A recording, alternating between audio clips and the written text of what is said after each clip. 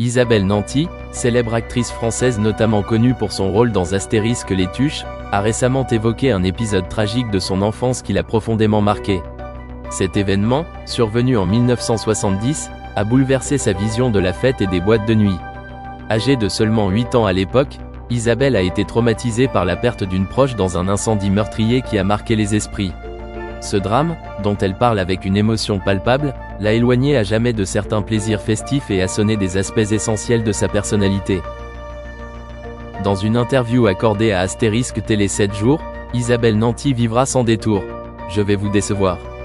Petit 1, je suis allergique à l'alcool, j'essaye de me mettre en état d'ivresse, c'est un peu notre maître, mais il y a un moment où je dois quitter la fête, parce que je suis trop décalé. Si vous voulez être amoureux de vous-même, vous aurez votre propre attitude. Le drame qui l'a touché à un si jeune âge a laissé une empreinte indélébile, la vaccinant contre tout ce qui pourrait rappeler cette tragédie. L'incendie, survenu dans une boîte de nuit en 1970, a coûté la vie à une proche d'Isabelle. Ce type de fait divers, malheureusement trop courant à l'époque, a marqué une génération et bouleversé de nombreuses familles. Isabelle Nanty, encore enfant, a dû affronter la brutalité de la perte et les répercussions psychologiques qui en ont découlé. Ses souvenirs, encore vifs, éclairent aujourd'hui des facettes moins connues de l'actrice.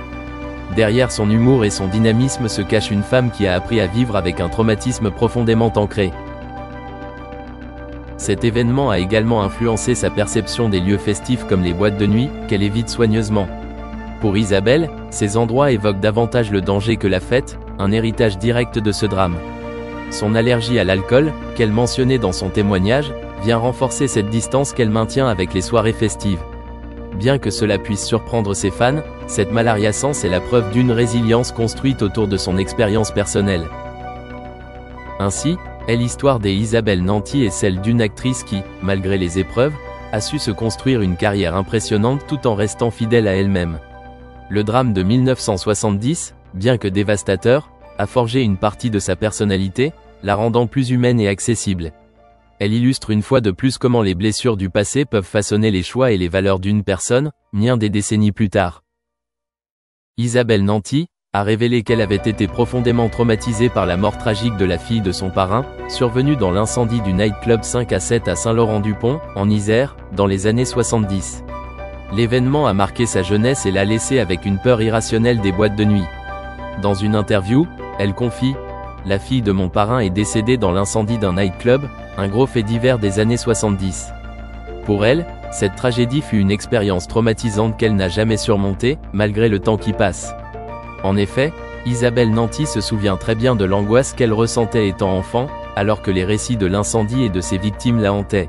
« J'étais petite, et les récits m'ont marqué », raconte-t-elle, avant d'ajouter que, lorsque l'âge lui permit enfin d'aller en boîte de nuit, elle dut affronter la réaction très préoccupée de ses parents. Quand j'ai eu l'âge d'aller en boîte, mes parents faisaient une telle tête. Cette peur a laissé des traces durables, et elle confie, avec un certain humour noir, j'y ai été 2 fois dans ma vie, mais toujours collé aux issues de secours, il y a plus fun comme ambiance.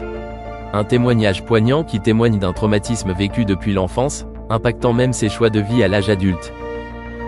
Ce traumatisme trouve son origine dans l'incendie du 1er novembre 1970, événement tragique qui secoua la France entière. Ce soir-là, la discothèque 5 à 7 de Saint-Laurent-du-Pont accueillait plus de 200 personnes pour un concert d'un groupe parisien populaire. L'ambiance était festive, mais tout a basculé lorsqu'un incendie s'est déclaré dans les lieux. En raison des matériaux inflammables utilisés pour la décoration, le feu s'est rapidement propagé, rendant la situation catastrophique. Malheureusement, la catastrophe fut aggravée par une défaillance majeure, les issues de secours avaient été condamnées pour éviter les resquilleurs, empêchant toute évacuation dans les règles de l'art. Ce choix funeste a précipité la mort de 146 jeunes, principalement âgés de 14 à 25 ans, qui ont péri, brûlés ou asphyxiés dans ce qui reste l'une des pires drames de la décennie. Le bilan est effroyable, et pour ceux qui ont vécu de près cette tragédie, comme Isabelle Nanty, la douleur et la terreur demeurent des souvenirs indélébiles. Les récits de cette nuit d'horreur ont marqué non seulement ceux qui ont perdu leurs proches, mais aussi toute une génération, dont Isabelle Nanty, dont la vie a été à jamais affectée par ce souvenir. En 2009, une affaire tragique et choquante secoua le monde du spectacle et de l'immobilier, mettant en lumière de graves négligences en matière de sécurité et de falsification de documents. L'incendie dévastateur qui a frappé un établissement fréquenté par de nombreux spectateurs a fait plusieurs victimes et a révélé des manquements inquiétants de la part des responsables.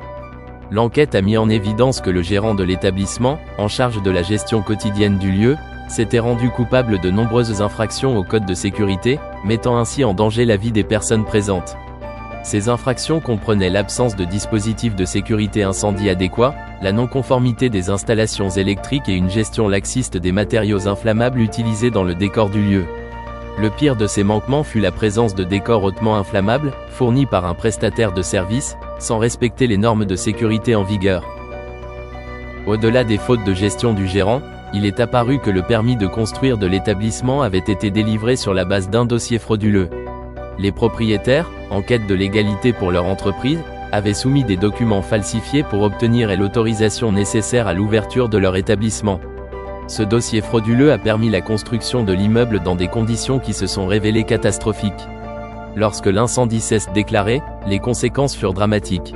2 des personnes présentes, victimes innocentes de cette négligence fatale, ont perdu la vie dans les flammes.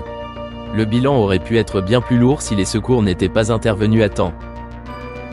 Le système judiciaire a pris la mesure de la gravité des faits. Le gérant de l'établissement, responsable direct de la gestion du lieu, a été jugé pour homicide involontaire et a écopé d'une peine de prison de 18 mois, dont 6 mois fermes. Une sanction sévère, mais jugée nécessaire pour rendre justice aux victimes. De son côté, le fournisseur de décors inflammables, qui n'avait pas respecté les normes de sécurité en fournissant des matériaux dangereux, a été condamné à 4 mois de prison avec sursis. Si la peine était moins lourde, elle n'en reste pas moins significative pour rappeler l'importance de la responsabilité dans l'approvisionnement de matériaux de sécurité dans les lieux publics. Quant à Isabelle Nanty, une comédienne talentueuse, elle n'a pas été impliquée directement dans l'affaire, mais son nom a été cité en raison de son association à l'incident. Après cette tragédie, Isabelle Nanty a choisi de se concentrer pleinement sur sa carrière et de se tenir à l'écart des mondanités et des événements publics. Cette décision de s'éloigner de la scène médiatique était une façon pour elle de protéger sa tranquillité d'esprit et de se remettre de cet épisode douloureux, tout en poursuivant son chemin professionnel. L'affaire, quant à elle, reste un sombre rappel des dangers d'une gestion irresponsable et de l'importance cruciale des normes de sécurité dans la prévention des catastrophes. My Head in Vegas, il joue son propre rôle aux côtés de Rick et de Corey Harrison. Nous ne savons toujours pas ce qui a conduit à l'emprisonnement de Chumlee. Y a-t-il eu un problème ?